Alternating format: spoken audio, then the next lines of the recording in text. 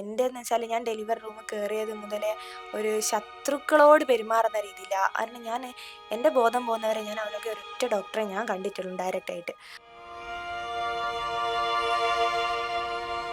ആ കുട്ടി കളിക്കുകയും ചിരിക്കുകയും ഭയങ്കരമായിട്ട് ഇതാക്കുമ്പോൾ എൻ്റെ കുട്ടി മാത്രം ഒരിതുമില്ല. അപ്പോൾ നമ്മൾ സാധാരണക്കാരായ ആൾക്കാർ ഇങ്ങനെ ആശ്രയിക്കുന്നതാണ് ഈ നിയമ സംവിധാനങ്ങളും കാര്യങ്ങളും. അതിലൂടെ നമുക്കൊരു ഒരു പരിരക്ഷ കിട്ടുന്നില്ല എന്ന് പറയുമ്പോൾ നമ്മൾ ഇനി എവിടെ പോയി കൊടുക്കാനാണ്?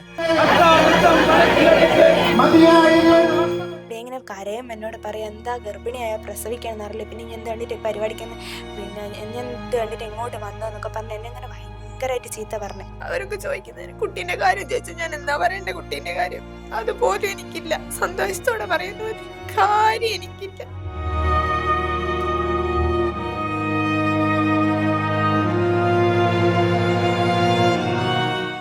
നമസ്കാരം. നമ്മളെല്ലാവരും ഡോക്ടർമാരെയും നഴ്സുമാരെയൊക്കെ ദൈവത്തിന്റെ മാലാഖമാരായിട്ടാണ് കാണുന്നത്. എന്നാൽ ഇതേ മാലാഖമാർ കാരണം ജീവിതം ഇരുട്ടിലായ കഥയാണ് കോഴിക്കോട് ജില്ലയിലെ വടകരയ്ക്കടുത്ത് മുയ്പോത്ത് താമസിക്കുന്ന അനുശ്രീക്ക് പറയാനുള്ളത്. കഴിഞ്ഞ വർഷം ജനുവരിയിൽ അനുശ്രീയെ പ്രസവവുമായി ബന്ധപ്പെട്ട് കോഴിക്കോട് മെഡിക്കൽ കോളേജ് ആശുപത്രിയിൽ അഡ്മിറ്റാക്കുന്നു. മെഡിക്കൽ കോളേജ് ആശുപത്രിയിൽ ഡോക്ടർ സൂരജ് ആയിരുന്നു അതുവരെ അനുശ്രീയെ പരിചരിച്ചുകൊണ്ടിരുന്നത്. എന്നാൽ പ്രസവത്തിനായി ലേബർ റൂമിൽ കയറിയ നിമിഷം ഇവരാരും തനിക്കൊപ്പം ഉണ്ടായിരുന്നില്ല എന്ന് അനുശ്രീ പറയുന്നു. ക്ഷമ എന്ന പേരായ ഒരു PG ഡോക്ടർ മാത്രമാണ് ലേബർ റൂമിൽ അനുശ്രീക്കൊപ്പം ഉണ്ടായിരുന്നത്. ഇവരിൽ നിന്നും വളരെ മോശമായ രീതിയിലുള്ള അനുഭവമാണ് അനുശ്രീക്ക് ഉണ്ടായിട്ടുള്ളത്. അനുശ്രീക്കൊപ്പം ഉണ്ടായിരുന്ന അമ്മ കരഞ്ഞു പറഞ്ഞിട്ട് പോലും അനിയന്ത്രിതമായി രക്തസ്രാവം ഉണ്ടായ അനുശ്രീയെ ഒന്ന് നോക്കാനോ പരിചരിക്കാനോ ഇവരാരും തയ്യാറായില്ല. വളരെ മോശമായ രീതിയിലുള്ള അസഭ്യം പറച്ചിലും ആശുപത്രിക്കകത്ത് അനുശ്രീക്ക് നേരിടേണ്ടി വന്നു. അനിയന്ത്രിതമായ രക്തസ്രാവം മൂലം ഏറ്റവും ഒടുവിൽ അനുശ്രീയുടെ ഗർഭപാത്രം നീക്കം ചെയ്യുന്ന അവസ്ഥ വരെ എത്തി. തുടർന്ന് 4 മാസക്കാലത്തോളം അനുശ്രീ വിവിധ തരത്തിലുള്ള ചികിത്സകൾക്ക് വിധേയയായി. 4ഓളം ശസ്ത്രക്രിയകൾക്ക് ആ പെൺകുട്ടിക്ക് വിധേയയാവേണ്ടതായി വന്നു. അനുശ്രീക്ക് മാത്രമല്ല, അനുശ്രീ ജന്മം കൊടുത്ത എമി എന്നു പേരായ പെൺകുട്ടിക്കും ഈ പ്രസവവുമായി ബന്ധപ്പെട്ട് ഡോക്ടർമാരുടെ ഭാഗത്തുനിന്നുണ്ടായ അശ്രദ്ധ കാരണം നിലവിൽ വലിയ ഗുരുതരമായ ആരോഗ്യ പ്രശ്നങ്ങളിലൂടെയാണ് കടന്നു പോകുന്നത്. ആ കുട്ടിക്ക് ഇപ്പോൾ ഒരു വയസ്സാകുന്നു. 1 വർഷം കഴിഞ്ഞു. ആ കുട്ടിക്ക് ഇപ്പോൾ 1 വയസ്സാകുന്നു. എന്നാൽ ഇന്നും തൻ്റെ അമ്മയെയോ തൻ്റെ അച്ഛനെയോ തിരിച്ചറിയാനോ 1 വയസ്സ് പ്രായമുള്ള മറ്റു കുഞ്ഞുങ്ങളെപ്പോലെ കമിഴ്ന്നു കിടക്കാനോ കരയാനോ ചിരിക്കാനോ പോലും ആ കുഞ്ഞിന് സാധിക്കുന്നില്ല. അനുശ്രീ മറുനാടനോട് താൻ അനുഭവിക്കേണ്ടി വന്ന ബുദ്ധിമുട്ടുകളെക്കുറിച്ച് വിവരിക്കുന്നു. ചേച്ചി, ഇപ്പം നമ്മുടെ ആദ്യത്തെ സർജറി എന്തിനു വേണ്ടിയിട്ടായിരുന്നു? ആദ്യത്തേത് പ്രസവത്തിൻ്റെ അതേ ദിവസം തന്നെ ഗർഭപാത്രം എടുക്കാൻ വേണ്ടിയിട്ടുള്ള സർജറിയാണ് ചെയ്തത്. പിന്നെ അത് കഴിഞ്ഞ് 3 ദിവസം കഴിഞ്ഞ് ജനുവരി 21-ന് രണ്ടാമത് കയ്യിൽ ക്യാനുലില്ലേ, ഗ്ലൂക്കോസ് കയറ്റുന്ന, അതിൻ്റെ കഷ്ണം പൊട്ടിപ്പോയി. അത് റിമൂവ് ചെയ്യാൻ ചെയ്തു. പിന്നെ ഫെബ്രുവരി 7-ന് പിന്നെ നോർമൽ ഡെലിവറി നടന്ന ഭാഗത്ത് പിന്നെ അവിടെ ഉള്ളത് ഉണങ്ങാത്തത് കാരണം പിന്നെ ഫെബ്രുവരിന് വീണ്ടും സർജറി ചെയ്തു. എന്നിട്ട് അതിന് ശേഷമാണ് ഞങ്ങൾ ശ്രദ്ധിക്കുന്നത് വജൈനയിൽ കൂടി ഇങ്ങനെ ഗ്യാസ് ലീക്കേജും ഡിസ്ചാർജൊക്കെ നല്ലോണം വരാൻ തുടങ്ങി. ഞാനാണെങ്കിൽ കോടി പോകുന്ന ഒരവസ്ഥയിലേക്കായി.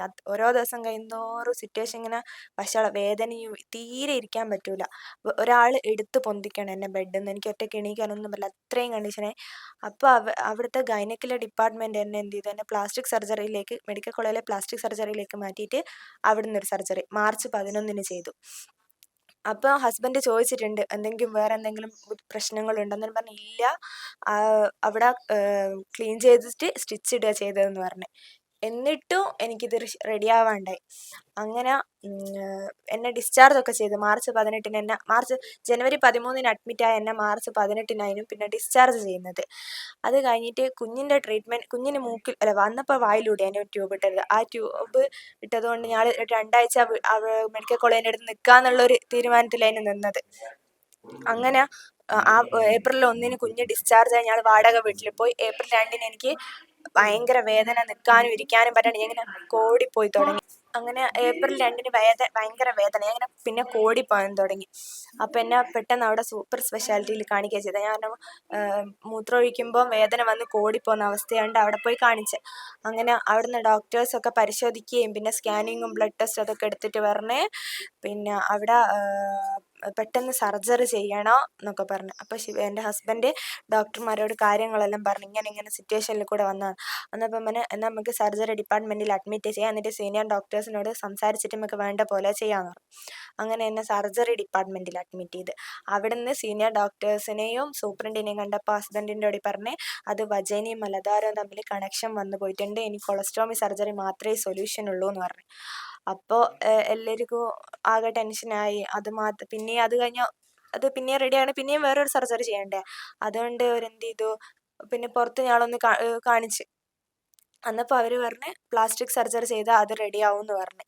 അങ്ങനെ ഞങ്ങൾ പുറത്ത് കാണിച്ച് അവിടുന്ന് പ്ലാസ്റ്റിക് സർജറി ചെയ്യുക ചെയ്തത് മെയ് 29-ന്. കൃത്യമായിട്ട് പറഞ്ഞാൽ ഇപ്പോൾ ഏകദേശം ഒരു വർഷമാവുന്നു, കഴിഞ്ഞ 2024 ജനുവരിയിലാണ്. അപ്പോൾ ഇതിൻ്റെ ആദ്യത്തെ തുടക്കം എന്ന് പറയുന്നത് ലേബർ റൂമിൽ വെച്ചിട്ട് യൂട്രസ് റിമൂവ് ചെയ്യുന്ന സർജറി ആയിരുന്നു. അതെന്തിനു വേണ്ടിയിട്ടാണെന്ന് പറഞ്ഞു?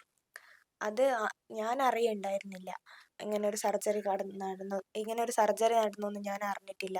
എൻ്റെന്ന് വെച്ചാൽ ഞാൻ ഡെലിവറി റൂമിൽ കയറിയത് മുതലേ ഒരു ശത്രുക്കളോട് പെരുമാറുന്ന രീതിയിലാണ്. കാരണം എൻ്റെ ബോധം പോകുന്നവരെ ഞാൻ അവരൊക്കെ ഒരൊറ്റ ഡോക്ടറെ ഞാൻ കണ്ടിട്ടുള്ളൂ ഡയറക്റ്റായിട്ട്. ഒരു ക്ഷമ എന്ന് പറയുന്ന ഡോക്ടർ, PG സ്റ്റുഡൻറ്റ്. ഞാൻ കയറിയത് മുതലേ എന്നെ ഇങ്ങനെ ഷൗട്ട് ചെയ്യുക, ചീത്ത പറയുക. എന്നെ ചീത്ത പറയാൻ കണ്ടിട്ട് എൻ്റെ കൂടെ ഉണ്ടായിരുന്ന അമ്മ കരയുക ചെയ്യുന്നത്.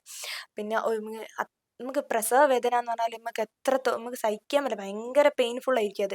എന്നിട്ട് ഇങ്ങനെ കരയും, എന്നോട് പറയാം എന്താ ഗർഭിണിയായ പ്രസവിക്കാന്ന് അറിയില്ല, പിന്നെ ഞാൻ എന്ത് കണ്ടിട്ട് പരിപാടിക്കുന്ന, പിന്നെ ഞാൻ ഇത് കണ്ടിട്ട് എങ്ങോട്ട് വന്നതെന്നൊക്കെ പറഞ്ഞ് എന്നെ ഇങ്ങനെ ഭയങ്കരമായിട്ട് ചീത്ത പറഞ്ഞു. അങ്ങനെ പറഞ്ഞുകൊണ്ടിരിക്കുക, ഞാനും കരയും, അമ്മയും കരയും, ഇതന്നെ എൻ്റെ അവസ്ഥ. എന്നിട്ട് അവരെന്നെ എന്ത് ചെയ്തു, ഫ്ലൂയിഡൊക്കെ അങ്ങനെ വളരെ ക്രൂരമായിട്ടുള്ളൊരു പെരുമാറ്റം. ഫ്ലൂയിഡൊക്കെ പൊട്ടിച്ചു, അവരെന്നെ പൊട്ടിച്ചിട്ട് അമ്മേനോട് ഇങ്ങനെ ഒരു ഷൗട്ട് ചെയ്യുന്നുണ്ട്, ആ ഫ്ലൂയിഡ് പൊട്ടിച്ച് മാറ്റാൻ വേറൊരു മുണ്ട് കൊണ്ടുവന്നൊക്കെ പറഞ്ഞ് ഭയങ്കര ഷൗട്ടിങ് ആയിരുന്നു. അമ്മ വേഗം ഓടിപ്പോയി മുണ്ടൊക്കെ കൊണ്ടുവന്ന്, എന്നിട്ട് പറഞ്ഞാൽ അപ്പുറത്തെ റൂമിൽ കിടക്ക്, പ്രസവിക്കാനൊന്നും ആയിക്കില്ല, അവിടെ പോയി കിടന്നു. എന്നിട്ട് അവരവിടെ തലവെച്ച് കിടന്നുറങ്ങുകയും ചെയ്തു. പക്ഷെ എനിക്കിത് ഫ്ലൂയിഡ് പൊട്ടിച്ചപ്പോൾ മുതലേ ബ്ലീഡിങ് കൊണ്ട് പിന്നെ വേദന വന്നിങ്ങനെ ഭയങ്കര വേദന. അപ്പം അമ്മ ഇങ്ങനെ പറഞ്ഞു, ഡോക്ടർ ഒന്ന് വരുമോ, ഡോക്ടർ ഒന്ന് വന്ന് നോക്കുമോ, പിന്നെ ഇങ്ങനെ ബ്ലീഡിങ് ഉണ്ട്, വേദനയുണ്ട്, ഒന്ന് വന്ന് നോക്കുക. അമ്മ അവിടെ പോയിരിക്കും, ഞാൻ ഇങ്ങനെ കേൾക്കുന്നുണ്ട് അവിടുന്ന്, അമ്മ അവിടെ പോയിരിക്കുക, പ്രസവിക്കാനായിക്കില്ല എന്നൊക്കെ പറഞ്ഞിങ്ങനെ ഷൗട്ട് ചെയ്യുക. അപ്പം അമ്മ അങ്ങ് വരും. പിന്നെ ഞാൻ ഇവിടെ കിടന്ന് കരഞ്ഞ് പൊളയെന്ന് കാണുമ്പോൾ അമ്മ പിന്നെയും പോയി ചോദിക്കും. അപ്പോൾ ഒക്കെ ഈ ഡോക്ടർ അറ്റ്ലീസ്റ്റ് ഒന്ന് അവിടെ നിന്ന് ജസ്റ്റ് ഒന്ന് വന്ന് നോക്കിയില്ലെങ്കിൽ, എൻ്റെ അവസ്ഥ മനസ്സിലാക്കിയിട്ട് ആരെങ്കിലും വിളിച്ചില്ലെങ്കിൽ, ഒന്നുമില്ല ഒരു ഓപ്പറേഷൻ അങ്ങനെ ചെയ്തില്ലെങ്കിൽ, എനിക്ക് വന്നത് കുട്ടിക്ക് ഈ ഒരു അവസ്ഥ വരില്ല, എനിക്ക് 100% ഉറപ്പാണ്. കാരണം എൻ്റെ കുഞ്ഞിനെ നിങ്ങൾ കണ്ടതല്ലേ, ഇവിടെ ഒക്കെ ഒങ്ങിയിട്ട് ഇപ്പോഴും ട്യൂബ് കൂടെ മര്യാദയ്ക്ക് ഞങ്ങൾക്ക് വായിക്കൂടി ഭക്ഷണം കൊടുക്കാൻ പറ്റുന്നില്ല. ഇന്ന് വരെ ഒരു വയസ്സായി എൻ്റെ കുഞ്ഞിന്, ഇതുവരെ ഞാൻ എൻ്റെ കുഞ്ഞിനെ ചിരിച്ചിട്ട് കണ്ടിട്ടില്ല. പിന്നെ വേറെ എന്ന് വെച്ചാൽ ഞാൻ എങ്ങനെയാ എനിക്ക് പറയാൻ തന്നെ ഭയങ്കര ബുദ്ധിമുട്ട്. ഇപ്പം വേറൊരു കുഞ്ഞിനെ കമ്പയർ ചെയ്യരുത് എന്ന് എന്നോട് ഡോക്ടർമാർ പറയലുണ്ട്. നമുക്ക് ഇങ്ങനെ വന്ന് ഇനിയിപ്പം പറഞ്ഞിട്ട് കാര്യമൊന്നുമില്ല, ഒക്കെ എനിക്കതറിയാം. പക്ഷെങ്കിൽ വേറൊരു കുഞ്ഞിനെ കാണൂലേ നമ്മള്, ആ കുട്ടി കളിക്കുകയും ചിരിക്കുകയും ഭയങ്കരമായിട്ട് ഇതാക്കുമ്പോൾ എൻ്റെ കുട്ടി മാത്രം ഒരിതുമില്ല ഇങ്ങനെ നിൽക്കുമ്പോൾ എൻ്റെ അവസ്ഥ പറഞ്ഞാൽ മനസ്സിലാവില്ല. അല്ലെ വേറൊരു കുട്ടി ഞങ്ങൾക്ക് ഉണ്ടാവുന്ന അങ്ങനെയെങ്കിലും ഒരാശ്വാസിക്കാൻ വെച്ചാൽ അതും ഞങ്ങൾക്കില്ല. ഞാൻ പൊതുവെ എനിക്ക് ഒരുപാട് ഫ്രണ്ട്സ് റിലേറ്റീവ്സ് ഒക്കെ ഉണ്ട്. ഞാൻ ആരെയും വിളിക്കാറില്ല, പറയാറില്ല, ആരെയും കൊണ്ടൊന്നും ഉണ്ടായിട്ടില്ല. കാരണം എനിക്ക് പറയാനൊന്നുമില്ല. എനിക്ക് സന്തോഷത്തോടെ പറയാൻ ഒരു കാര്യം എനിക്കില്ല. എൻ്റെ ഫ്രണ്ട്സ് വിളിച്ചാൽ ഞാനധികം ഫോൺ എടുക്കാറില്ല. അവരോടൊന്നും എനിക്കൊന്നും ഉണ്ടായിട്ടല്ല, എനിക്ക് എന്താ പറയാനില്ല. അവരൊക്കെ ചോദിക്കുന്നതിന് കുട്ടീൻ്റെ കാര്യം ചോദിച്ചാൽ ഞാൻ എന്താ പറയണ്ടേ, കുട്ടീൻ്റെ കാര്യം അതുപോലും എനിക്കില്ല. സന്തോഷത്തോടെ പറയാൻ ഒരു കാര്യം എനിക്കില്ല. ഇപ്പം കുട്ടിയുടെ അവസ്ഥ എന്താ? കുട്ടിക്ക് എന്താ സംഭവിച്ചത്? കുട്ടിക്ക് എന്ന് വെച്ചാൽ ഞാൻ പറഞ്ഞല്ലോ, എൻ്റെ ബോധം പോയിട്ടുണ്ട് ഡെലിവറി നടക്കുന്ന സമയത്ത്. പക്ഷെങ്കിൽ എന്തോ ഇട്ട് വലിച്ചതാണ്, അത് കൺഫേമാണ്. എന്ത് സാധനം അറിയില്ല, എന്തോ ഇട്ട് വലിച്ചത് കൊണ്ടാണ് കുട്ടീൻ്റെ തല ഇങ്ങനെ ഒങ്ങിപ്പോയത്. നിങ്ങൾ നേരിട്ട് കണ്ടതല്ലേ, അത് ഇവിടെ നല്ലോണം ഒങ്ങിയിട്ടാണ് ഇവിടെയൊക്കെ. ഞങ്ങളൊന്ന് വിളിച്ചാൽ കറക്റ്റ് സ്ഥലത്തല്ല നോക്കുക. സൗണ്ട് അവൾ കേൾക്കുന്നുണ്ട്, അത് പക്ഷെങ്കിൽ കറക്റ്റ് സ്ഥലത്തല്ല. ഒരമ്മ എന്ന നിലയിൽ ആ കുട്ടീനെ കാണുന്നുണ്ടോ എനിക്കറിയില്ല, ആ കുഞ്ഞിനെ ആരെങ്കിലും കണ്ടിട്ടുണ്ടോ എനിക്കറിയില്ല, കാഴ്ചക്ക് എന്താണെന്ന് എനിക്കറിയില്ല. ഇനിയിപ്പം ഡോക്ടർ ഇവരോടൊക്കെ എന്തെങ്കിലും പറഞ്ഞിട്ടുണ്ടോ അതും എനിക്കറിയില്ല. ഇനിയിപ്പോൾ എനിക്ക് വിഷമം വരുന്നുണ്ട് എനിക്കറിയാം, എൻ്റെ അമ്മ. പിന്നെ വേറൊരു കാര്യം എന്ന് വെച്ചിട്ടുണ്ടെങ്കിൽ, ഇപ്പം ഞാൻ മരിച്ചു പോയാലും എൻ്റെ കുഞ്ഞിന് ജീവിക്കാൻ പറ്റും. കാരണം അതിനറിയില്ല ഞാൻ അമ്മയാണ്. ഒരു പ്രാവശ്യം പോലും പാല് കൊടുക്കാൻ പറ്റിയിട്ടില്ല, സീരിയസ്ലി. കാരണം ആ ടൈമിന് എനിക്ക് ആദ്യമൊക്കെ ഞാൻ വെന്റിലേറ്ററിൽ, പിന്നെ ICUല്, ഞാനെന്ത് അപ്പൊ ആദ്യമൊക്കെ കുറച്ച് വെറും 10 മില്ലി 15 മില്ലി മിൽക്ക് കിട്ടലുണ്ടായിരുന്നു. അത് റെഡിയാവുമെന്നും പറഞ്ഞതാ ഡോക്ടർ. പക്ഷെ കണ്ടിന്യൂസ് ആയിട്ടുള്ള ആന്റിബയോട്ടിക് 5 സർജറി ഒക്കെ കഴിഞ്ഞതിന് ശേഷം പിന്നെ പാലില്ല. പ്രസവിച്ചിട്ട് എല്ലാരും ഞാൻ എത്ര ഏത് വെന്റിലേറ്ററിൽ നിന്ന് അറിയുന്നത് പ്രസവിച്ചു പെൺകുട്ടിയാണ് നോക്കുക 2-3 ദിവസം കഴിഞ്ഞിട്ട് അറിയുന്നത്. പക്ഷെ കാണുന്നത് 2 ആഴ്ച എങ്ങാനായിട്ടുണ്ട്. ഞാൻ കാണുമ്പോ എനിക്ക് ഇപ്പോഴും എന്റെ കുഞ്ഞിന്റെ മുഖം ഓർമ്മയുണ്ട്. ഞാൻ പോയി കണ്ടിട്ട് എനിക്ക് തൊടണമെന്ന് ഭയങ്കര ആഗ്രഹം. പക്ഷെ ഐസിയുലല്ലേ. പിന്നെ എനിക്ക് എന്തൊക്കെയോ പ്രശ്നങ്ങളുണ്ട്. തൊടാവോന്ന് എനിക്കറിയില്ല. 2 ആഴ്ച കഴിഞ്ഞിട്ട് എന്റെ കുഞ്ഞൻ കരഞ്ഞത്. 2 ആഴ്ച. അതുവരെ എന്റെ കുഞ്ഞൻ കരഞ്ഞിട്ടില്ല. എനിക്ക് എന്റെ കുട്ടീന്റെ സിറ്റുവേഷൻ ഒക്കെ ഞാൻ 3-4 മാസം കഴിഞ്ഞതിന് ശേഷമാണ് അറിയുന്നത്. കാരണം ഞാൻ ചോദിക്കും എന്താ കുഞ്ഞിനെ കൊണ്ടുവരാത്തതെന്ന്. അപ്പം പറയും കുട്ടിക്ക് മഞ്ഞയാണ് അതുകൊണ്ട് ഐസിയുല്. അപ്പൊ ഞാൻ വിചാരിച്ചു ഓക്കെ മഞ്ഞ ആയതുകൊണ്ടായിരിക്കും ഐസിയുല്. പിന്നെയും ഞാൻ ചോദിക്കും ഇവര് പറയും അതെ നീ ഓക്കെ അല്ലല്ലോ, നീ ഓക്കെ ആകുമ്പോ നമ്മള് കുട്ടീനെ ഇങ്ങോട്ട് കൊണ്ടുവരും, വേറെ കുഴപ്പമൊന്നുമില്ല ഇതെന്നെ പറയും. പിന്നെ യൂട്രസ് എടുത്ത് അത് ഞാൻ അറിയില്ല. ഞാൻ എന്റെ ഡോക്ടറോട് ശിവലായിട്ട് ഇങ്ങനെ പറയും ശിവലായിട്ട് ഇനിയിപ്പോ ഒന്നും ഞാൻ പ്രസവിക്കൂലേ, ഒരു 10 വർഷം. ശിവലായിട്ട് അന്നേരം ഒന്നും പറയൂല, എല്ലാം ഇങ്ങനെ കേട്ട് നിൽക്കും. ഞാൻ അറിയില്ല ഇങ്ങനെ വേറൊരു കുട്ടീനെ കുറ്റി സംസാരിക്കുകയൊക്കെ ചെയ്യുമ്പോൾ ശിവലായിട്ടോട് പറയും ശിവലായിട്ട് ഒരു 10 വർഷം കഴിഞ്ഞിട്ട് ഇനി അടുത്ത പ്രസവമുള്ളൂ, ഇതൊന്ന് റെഡിയായി വരട്ടെ എന്നിട്ടാ ഞാൻ ഇനി പ്രസവിക്കൂ. പക്ഷെ അന്നേരം ശിവലായിട്ടൊന്നും പറയില്ല. പിന്നെ ശിവലായിട്ട് എപ്പോൾ എന്നോട് പറയും നമുക്ക് നമ്മളെ മോളെ ഏട്ടന്റെ മക്കളുടെ അവരെ കൂടെ സ്കൂൾ പറഞ്ഞയക്കണം സാധാരണ. അപ്പൊ ഞാൻ ഇങ്ങനെ വിചാരിക്കും എന്തിനാ ശിവരായിട്ട് ഇങ്ങനെ എടുത്തു പറയുന്നത്, സ്കൂൾ സാധാരണ അല്ലേ ഒരു കുട്ടീനെ സ്കൂൾ പറഞ്ഞയക്കുന്നത്, ഇത് എന്തിനാ ഇങ്ങനെ എടുത്തു പറയുന്നത് ഞാൻ ചിന്തിക്കലുണ്ട്. പക്ഷെ എന്റെ കുട്ടിക്ക് ഇത്രയും പ്രശ്നങ്ങളുള്ളൂന്ന് ഞാൻ അറിയുന്നില്ല. ഇപ്പൊ ഇതൊരു വർഷമാവുന്നു. അപ്പൊ ഈ ഒരു വർഷമായിട്ട് ഇപ്പൊ നിലവില് മെഡിക്കൽ കോളേജ് അധികൃതരുടെ ഭാഗത്തു നിന്നുള്ള പ്രതികരണം എന്താണ്? ഞങ്ങൾ ഫസ്റ്റ് ഒരു 6 മാസം ഏകദേശം 6 മാസം ആയപ്പോഴാണ് മെഡിക്കൽ കോളേജ് IMCHലെ സൂപ്രണ്ടിന് ഒരു പരാതി കൊടുത്തിട്ടുണ്ടായിരുന്നു.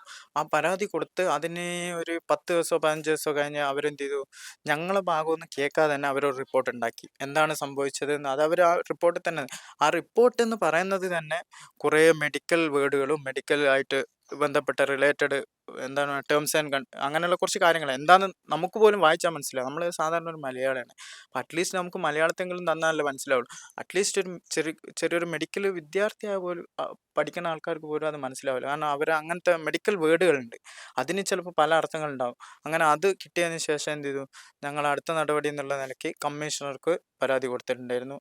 പിന്നെ ആരോഗ്യമന്ത്രി, DMO, DME, കളക്ടർ, പിന്നെ മുഖ്യമന്ത്രി, പിന്നെ അതല്ലാതെ നമ്മളെ സ്ഥല MLA, സ്ഥല MP, പിന്നെ കോഴിക്കോട് MP, പിന്നെ മനുഷ്യാവകാശ കമ്മീഷൻ, വനിതാ കമ്മീഷൻ, ഇവിടെ ഒക്കെ ഞങ്ങൾ പരാതി കൊടുത്തിട്ടുണ്ട്. അറ്റ്ലീസ്റ്റ് ഇത്രയും കൊടുത്ത സ്ഥിതിക്ക് ഞങ്ങൾക്ക് ഇന്നേ വരെ കഴിഞ്ഞ ഞങ്ങളൊരു പ്രക്ഷോഭം നടത്തുന്നത് വരെ ഒരു FIR കാര്യങ്ങളോ ഇട്ടിട്ടില്ല. 2 പ്രാവശ്യം കുട്ടീനെ മെഡിക്കൽ കോളേജ് ഫിക്സ് വന്നപ്പോൾ എല്ലാ മാസവും ഞങ്ങൾ കൊണ്ടുപോക്കുന്നുണ്ട്. ആ സമയത്ത് ഞാൻ മെഡിക്കൽ കോളേജ് പോലീസ് സ്റ്റേഷനിൽ അന്വേഷിച്ചപ്പോൾ അവർ പറഞ്ഞത്, ഒരു പ്രാവശ്യം പറഞ്ഞു പ്രിലിമിനറി അന്വേഷണം നടക്കുകയാണെന്ന് പറഞ്ഞു. പിന്നെ അടുത്ത മാസം അഡ്മിറ്റ് ആവാൻ പോയ സമയത്ത് ഞാൻ അന്വേഷിച്ചപ്പോൾ പറഞ്ഞു ആക്ഷൻ ഈസ് ടേക്കൺ അതേഴ്സ് എന്ന് പറഞ്ഞൊരു മെസ്സേജ് വന്നു. അപ്പോൾ അത് കാണിച്ചു കൊടുത്തപ്പോൾ പറഞ്ഞു അതെന്തോ മെഡിക്കൽ ബോർഡിലേക്ക് എന്തോ മാറ്റിയിക്കുക, അതിന് ശേഷമാണ് കാര്യങ്ങൾ ഉണ്ടാവുമെന്ന് പറഞ്ഞു. അപ്പോൾ അതിന് ശേഷം വീണ്ടും നമ്മൾ മുന്നേ ഒരു ആക്ഷൻ കമ്മിറ്റി ഉണ്ടായിരുന്നു, അത് വിപുലീകരിച്ച് വലിയൊരു കമ്മിറ്റിയാക്കി. അതിന് ശേഷം വീണ്ടും എന്ത് ചെയ്തു, അവർ പോലീസ് സ്റ്റേഷനൊക്കെ ആയി ബന്ധപ്പെട്ടപ്പോൾ ഇതുവരെ FIR ഇട്ടിട്ടില്ല എന്നാണ് അറിയാൻ കഴിഞ്ഞത്. അപ്പോൾ നമ്മൾ സാധാരണക്കാരായ ആൾക്കാർ ഇങ്ങനെ ആശ്രയിക്കുന്നതാണ് ഈ നിയമ സംവിധാനങ്ങളും കാര്യങ്ങളും. അതിലൂടെ നമുക്കൊരു എന്താണ് ഒരു പരിരക്ഷ കിട്ടുന്നില്ല എന്ന് പറയുമ്പോൾ നമ്മൾ ഇനി എവിടെ പോയി കൊടുക്കാനാണ്?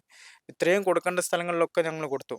എവിടുന്നും വിളിക്കലോ കാര്യങ്ങളോ ഒന്നുമില്ല. ഇപ്പോൾ എന്താ പറയുക, നമുക്കൊരു നീതി ഇതുവരെ കിട്ടിയിട്ടില്ല എന്ന് വേണമെങ്കിൽ പറയാം. കോഴിക്കോട് മെഡിക്കൽ കോളേജ് ആശുപത്രിയിലെ ഡോക്ടർമാരുടെ അനാസ്ഥ ഒന്നുകൊണ്ട് മാത്രമാണ് അനുശ്വരയ്ക്കും കുട്ടിയായ എമിക്കും ഇപ്പോഴും ഈ ദുരിതമെല്ലാം അനുഭവിക്കേണ്ടി വരുന്നത്. നെഞ്ചു പൊട്ടിക്കൊണ്ടാണ് അമ്മ പറയുന്നത്, തനിക്ക് തൻ്റെ മകളെ ഒന്ന് മാറോട് ചേർക്കാനോ പാല് കൊടുക്കാനോ പോലും ഇതുവരെ കഴിഞ്ഞിട്ടില്ല എന്നുള്ളത്. നമുക്ക് ആ കുഞ്ഞിൻ്റെ മുഖം പ്രേക്ഷകരെ കാണിക്കാൻ തൽക്കാലം നിർവാഹമില്ല. കാരണം അത്രമാത്രം ഭീകരമാണ് ആ കുട്ടിയുടെ അവസ്ഥ. തലയുടെ ഒരു ഭാഗം പൂർണ്ണമായും പതുങ്ങിയ നിലയിലാണ്. മൂക്കിലൂടെ ട്യൂബ് ഇട്ടിട്ടാണ് ഇപ്പോഴും ഭക്ഷണം കൊടുത്തുകൊണ്ടിരിക്കുന്നത്. 1 വയസ്സായ മറ്റു കുഞ്ഞുങ്ങളെപ്പോലെ ചിരിക്കാനോ കമഴ്ന്നു കിടക്കാനോ ശബ്ദം കേൾക്കുമ്പോൾ അതിനോട് കൃത്യമായിട്ട് പ്രതികരിക്കാനോ പോലും ആ കുട്ടിക്ക് സാധിക്കുന്നില്ല. എന്നാൽ ഏറ്റവും ദുഃഖകരമായ കാര്യം, 1 വർഷമായിട്ടും എന്താണ് ഇവരുടെ പ്രശ്നമെന്ന് മനസ്സിലാക്കാനോ ഇവർക്ക് പരിഹാരം കണ്ടെത്താനോ അധികൃതർ ആരും തന്നെ തയ്യാറായിട്ടില്ല എന്നുള്ളതാണ്. അതുകൊണ്ടാണ് അനുശ്രീക്കും ഭർത്താവ് ഷിബിലിനും പ്രദേശത്തെ നാട്ടുകാർക്കും എല്ലാം ചേർന്ന് ഒരു ആക്ഷൻ കൗൺസിൽ രൂപീകരിച്ച് സമരവുമായി മെഡിക്കൽ കോളേജ് ആശുപത്രിയുടെ മുമ്പിൽ വരെ ചെല്ലേണ്ടി വന്നത്. അനുശ്രീയുടെയും കുഞ്ഞിൻ്റെയും ഈ ദുരിതത്തിന് പരിഹാരം ഉണ്ടാകുമെന്ന പ്രതീക്ഷയോടെ കോഴിക്കോട് വടകരയിൽ നിന്നും അൻവറിനൊപ്പം നിഖിൽ കക്കാടത്ത്, മറുനാടൻ TV.